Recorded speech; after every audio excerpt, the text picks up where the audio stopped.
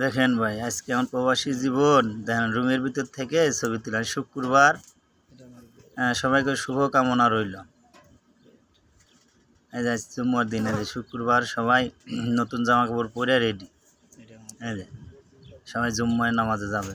এক বেটে দুইজন করে থাকা হয়। দেখছেন নি, কষ্টের ভিতরেও আনন্দ নিয়ে বেঁচে থাকতে হয় প্রবাসী জীবন।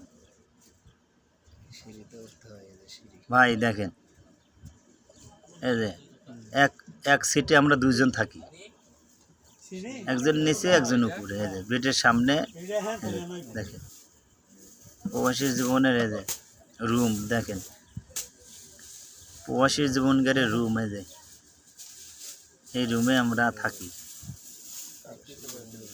এক বেডে দুইজন করে। এই দেখেন এই যে রুমটা অনেক বড়, 8-9 জন করে থাকা যায়। এই যে ভাই, এটা একটা দেশি ভাই, অনেক বছর ধরে আইছে দেশ বিদেশ করে। ভাই